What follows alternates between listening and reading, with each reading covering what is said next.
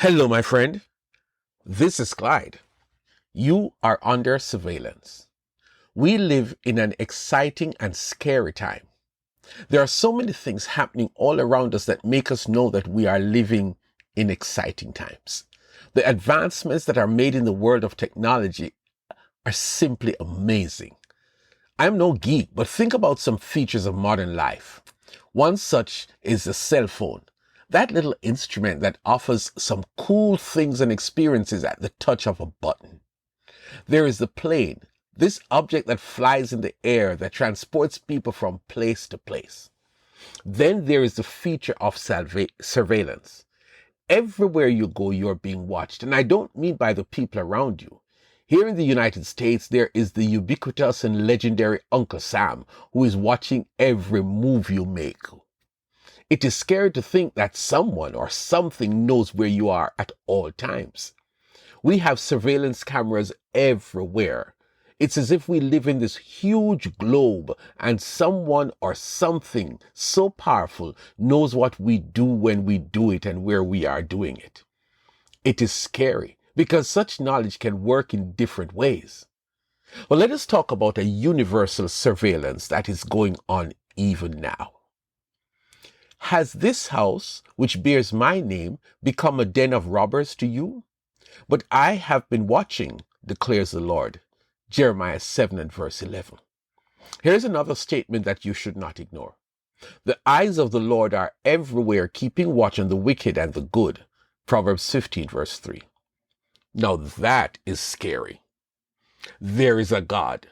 There is God. There is the all-powerful, all-knowing God, and he has said over and over again to us earthlings, I am watching you. Let us go back to when we were growing up. The little toddler that you were around the house tries to do something, but in his little mind, he knows that he is not supposed to do it or else he will get in trouble. Guess what?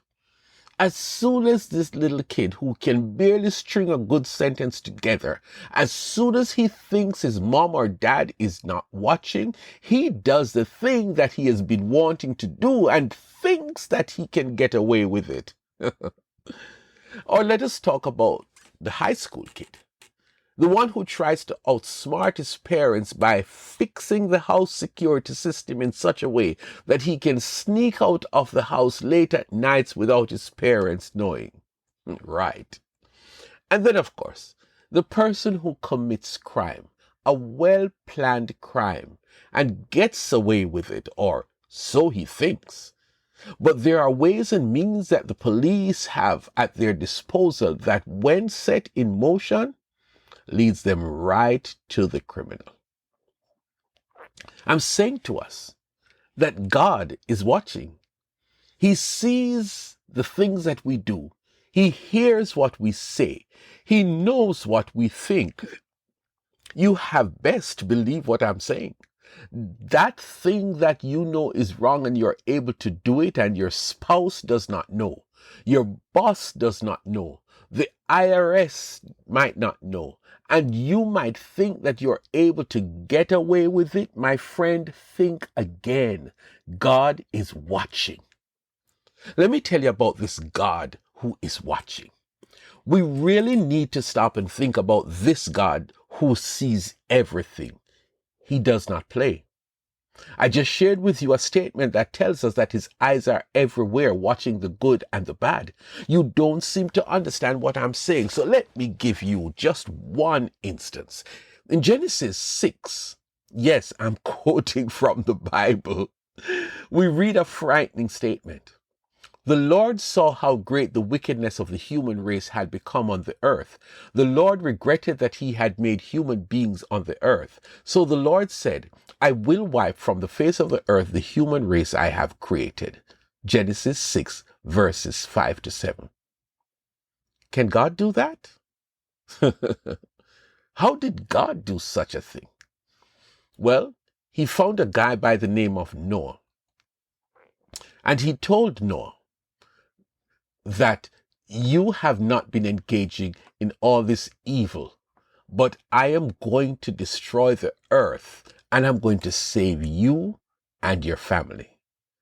You see, God shared his plans with Noah. I am going to bring flood waters on the earth to destroy all life under the heavens. Every creature that has a breath of life in it, everything on earth will perish. Genesis 6 and verse 17. Was he serious? Did he do it? You bet God did. The Bible said it happened. Science has found evidence that it happened. For 40 days, the wrath of God was poured out over the earth, a flood that destroyed all life, humans, plants, and animals, except this guy Noah and his small family and a few animals who he took with him into the ark of safety. That is the God we're talking about, my friend. That is the God who is watching us right now. So I stopped by here to bring to our attention the fact that God is still around. He has not died. He has not gone on vacation, and he is watching us. He sees the corruption in high places, the bosses who are being cruel in the way they treat employees. He sees the husband who has been cheating on his wife all this time, and the poor woman has no idea that her wonderful husband has been unfaithful. He sees the Christian who practices all kinds of sin, great and small, during the week, and turns up in church on Sunday morning and thinks that one more time he has outsmarted his fellow church members. He sees those church leaders who are living double lives, who stand up before the congregation and speak about holiness, and outside of church they are engaged in despicable and shameless things. God is watching. God is not dead, and he sees it all. Right now he's watching you and me and all of us. He knows what we are doing. He knows what's in our hearts. He knows our actions and thoughts. None of those things are hidden from him. What do we do? I will let God answer that question.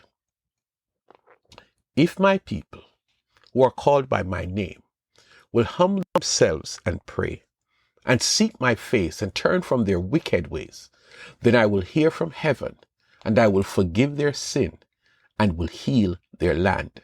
2 Chronicles 7 and verse 14. Do not take what God says lightly. Do not take it for granted. Remember, you are under surveillance.